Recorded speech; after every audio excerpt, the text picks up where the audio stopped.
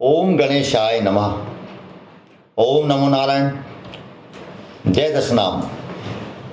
प्रिय दर्शकों, प्रिय भक्तगणों, मैं विजय गोस्वामी दशनाम भृगु साधना यूट्यूब चैनल के माध्यम से आज ये वीडियो आप लोगों को यह अवगत कराने के लिए जारी कर रहा हूँ, क्योंकि पास में ही समीपवर्ती समय गुरु पूर्णिमा आ रही है। गुरु पूर्णिमा मतलब गुरु पूर्णिमा, जो पूर्ण गुरु हैं उनकी साधना करना, उनकी आराधना करना, उनका दर्शन करना, उनके पदों की पूजा करना, ऐसा बहुत जगह हमारे ग्रंथों में कई जगह आया है। जो लोग गुरु की आराधना करते हैं उनको सभी कुछ प्राप्त हो जाता है। गुरु एक ऐसा तत्व है कि गुरु के बिना दुनिया में, इस जगत में, इस संसार में, समस्त लोकों में जितने भी खंड हैं सभी में गुरु तत्व प्रमुख तत्व है। गुरु के बिना कुछ भी नहीं है।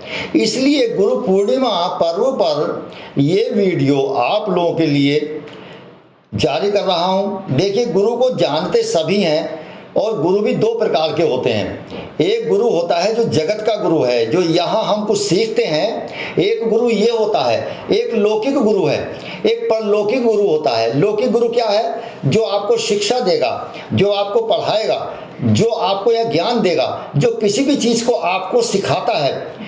ऐसा कहा गया है, पहला गुरु तो बच्चे का माँ होती है। पहला गुरु बच्चे का माँ होती है, चूँकि वो ही जानकारी कराती है। और उसके बाद में फिर आगे जो गुरु आते चले जाते हैं वो लोग गुरु बनते हैं। अब देखिए, विशेष बात के गुरु तत्व के बारे में सभी लोग जानते हैं, और जितने भी ऋषि मुनि आए हैं सभी का कोई न कोई गुरु होता है। गुरु का मतलब है, गु का मतलब होता है अंधकार, रू का मतलब होता है प्रकाश। जो अंधकार से प्रकाश में लाता है उसको गुरु बोलते हैं। अब इसमें भी अंतर है। जो यहाँ के लौकिक गुरु होते हैं उनको तो गुरु बोला जाता है, और जो परलौकिक हैं, जिनके हाथों में मनुष्य का जो जीवात्मा है, उनकी जन्म भी है, उनकी मृत्यु भी है, और मृत्यु के आगे भी जो अपने उस शिष्य के साथ रहते हैं उसको परलौकिक गुरु बोलते हैं। इस प्रकार से ये अनेक जगह हमको इसका प्रमाण मिलता है। एक जगह तो ऐसा भी कहा गया है कि बिन गुरु अफल सब, पूजा जप तप होम क्रियादि, जैसे पाहन में बीज बोए उपजे ना फलवादी। यानी कि पत्थर के अंदर बीज डाल दीजिए, जो जमीन ऊसर जमीन होती है, बंजर जमीन होती है, उसमें बीज डालेंगे, बीजारोपण करेंगे तो पौधा नहीं आ सकता। ऐसे ही मनुष्य चाहे जितने तीर्थ करे, चाहे जितने व्रत करे, चाहे जितने अच्छे कर्म करे, चाहे जितनी पूजा करे, चाहे जितने पाठ करे, चाहे जितने स्तोत्र करे, चाहे जितने श्लोक करे, चाहे जितने मंत्र साधना करे, सिद्धि करे, चाहे दान करे, उसको लगेगा नहीं। बिन गुरु अफल सब, कुछ भी नहीं लगेगा जब तक गुरु उसके पास में नहीं है। गुरु की महिमा अनेक जगह आती है। जैसे कि देखिए, हमारे श्री हनुमान चालीसा के अंदर भी सर्वप्रथम जो प्रारंभ तो होता है श्री गणेश होता है। गुरु तत्व से होता है कि श्री गुरु चरण सरोज रज, निज मन मुकुर सुधार। यहीं से प्रारंभ होता है। देखिए, किसी और शब्द से भी प्रारंभ हो सकता था, लेकिन नहीं। श्री गुरु अर्थात जो हमारे गुरु हैं, जो श्री गुरु हैं, श्री गुरु चरण सरोज। सरोज कहते हैं कमल को, अर्थात गुरु के जो चरण होते हैं, जो पैर होते हैं, वो कमल के पुष्पों के समान हैं, जिनके कारण से हमारा जीवन उच्च होता है। श्री गुरु चरण सरोज रज, निज मन मुकुर सुधार। मनुष्य का जीवन ही सुधर जाता है। एक तरह का साबुन का काम करता है, एक तरह का निर्मल जल का काम करता है, और बाहर से तो साफ करता ही है, अंदर से भी साफ करता है। इस प्रकार से ही ये लिखा है कि श्री गुरु चरण सरोज रज। हनुमान चालीसा के ये पहली पंक्ति है। ये बहुत विशेष पंक्ति है। ये हमको कुछ सिखाती है, हमको शिक्षा देती है। हम लोग हनुमान चालीसा का पाठ करते हैं लेकिन उसका मनन नहीं करते। पाठ तो बहुत लोग करते हैं। एक जगह लिखा है कि ध्यान मूलम गुरु मूर्ति, पूजा मूलम गुरु वाक्यम, और पूजा मूलम गुरु पदम, मोक्ष मूलम गुरु कृपा, ऐसा कुछ कहा है क्या कि ध्यान मूलम गुरु मूर्ति, गुरु का जो मूर्ति होती है, गुरु का जो स्वरूप है वो ध्यान का मूल होता है। अर्थात ध्यान कर लीजिए तो ये ही गुरु की मूर्ति है। और गुरु ने जो मंत्र दे दिया आपको, जो शब्द दिया है, जो उच्चारण दिया है, जो नाम दिया है, जो दीक्षा दी है, वो क्या होगा? गुरु का वाक्य होता है। पूजा मूलम गुरु पदम, और पूजा का जो मूल है क्या है? गुरु के पद हैं, अर्थात पैर हैं।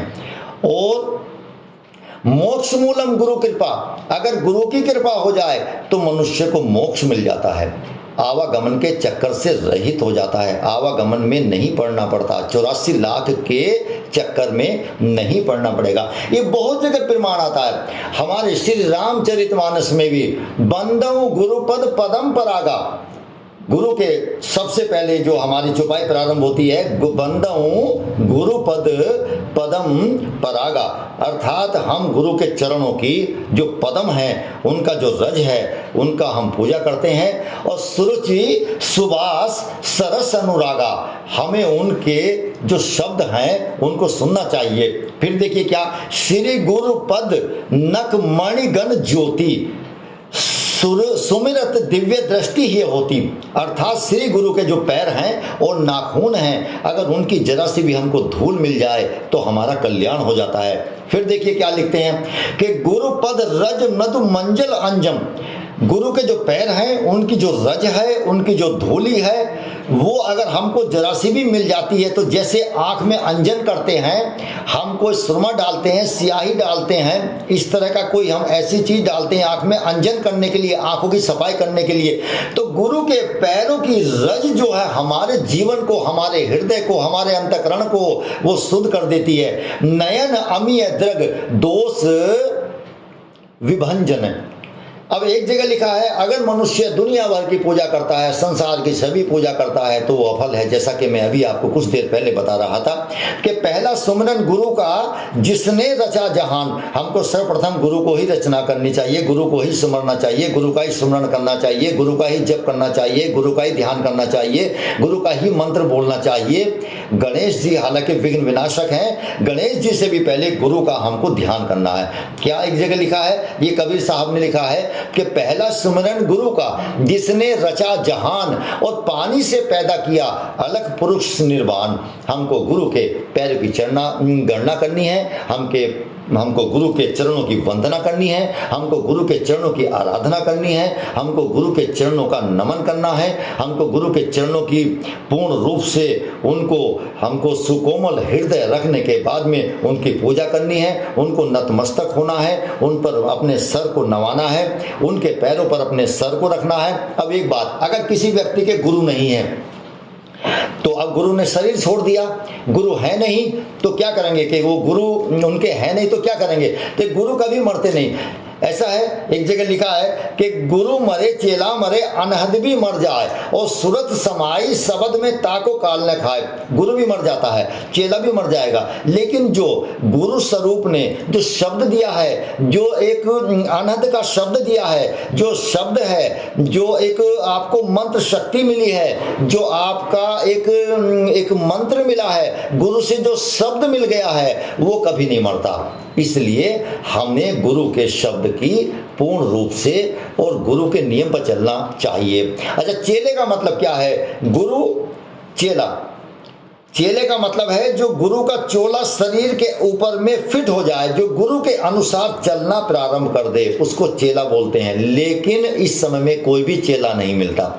अच्छा, एक बहुत ही पुराने हमारे गुरु लोगों की, सदगुरु लोगों की कहावत है कि हमें निगुरे आदमी के हाथ का जल भी नहीं पीना चाहिए, पाप होता है।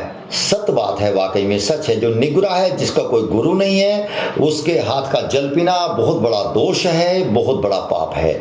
लेकिन निगुरा कौन होगा? ऐसे तो संसार में सभी निगुरे हैं, बहुत लोग हैं जिनके गुरु नहीं है, लेकिन इसका शाब्दिक अर्थ है हमको समझना चाहिए। अगर शास्त्र गलत व्यक्ति के हाथ में पड़ जाते हैं, मूर्ख के हाथ में पड़ जाए तो शस्त्र बन जाते हैं जो कि काट देंगे, नियम को काटते हैं। इस प्रकार से इसमें जो लिखा है कि निगुरे व्यक्ति के हाथ का जल भी नहीं पीना है। निगुरा कौन होता है? जो गुरु बना के छोड़ देता है, जो गुरु के नियम पर ना चले, जो गुरु की बात पर ना चले, जो गुरु के गुणों पर ना चले, जो गुरु के वचनों पर ना चले, जो गुरु की आराधना ना कर सके, गुरु को याद ना करे और एक गुरु बना के जो दूसरे की शरण में कहीं चला जाए, उसको निगुरा बोलते हैं। इसलिए ऐसे व्यक्ति को निगुरा बोलते हैं। और गुरु पर विश्वास रखना चाहिए मनुष्य को। गुरु गुंगे गुरु बावले, गुरु देवन के देव, चाहे गुरु बावले हो, चाहे गुंगे हो, चाहे जैसे हो भी हो, लेकिन अपने शिष्य को वो पार उतार देते हैं। इस प्रकार से और कभी गुरु के प्रति संदेह नहीं करना चाहिए। गुरु के प्रति मनुष्य को कभी भी किसी को भ्रम नहीं करना चाहिए, किसी प्रकार की भी उनके प्रति संदेह ना करें, ना भ्रम करें, ना बट लेकिन किंतु परंतु ये गुरु के प्रति नहीं किया जाता। जो लोग गुरु के प्रति संदेह करते हैं उनको 84 के जेल के चक्कर में फिर दोबारा से आना पड़ता है।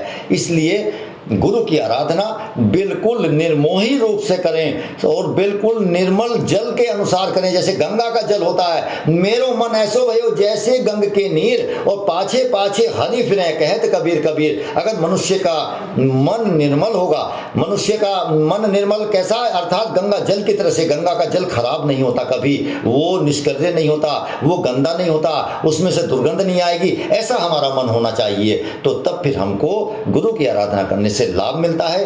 तो प्रिय भक्तगणों, प्रिय दर्शकों, मैं विजय गोस्वामी आप लोगों को ये ही अवगत कराना चाहता था कि गुरु पूर्णिमा के दिन, आप इसको व्यास पूजा भी बोलते हैं, जो व्यासपीठ पर गुरु लोग बैठते हैं वो गुरु की पूजा करें, अपने गुरु की पूजा करें जहाँ जहाँ भी जो गुरु हैं। और गुरु, इसको एक चीज़ और बोलते हैं, इसको गोपद पूजा भी बोलते हैं। गाय के पैरों पर हल्दी लगाएं, केशर लगाएं और पीले चंदन से आराधना करके पूजा करें, आपको पूर्ण फल मिलेगा। और उस दिन आप कुछ पीला खाइए, गुरु की आराधना करिए और गुरु के चरणों की आराधना करें। आपके गुरु नहीं हैं और आप गुरु के दरबार पर नहीं जा सकते, तो गुरु का जो दर है उस दर की आप मन में सोचिए, उस दर को आप मन में लेके उनकी आराधना करें और उनको नमन करें, उनकी प्रार्थना करें, उनकी स्तुति करें, उनका नाम जप करें। इसी से सब कुछ ठीक होगा। ओम नमो नारायण, ओम नमो भगवते वासुदेवाय, नमो नमः।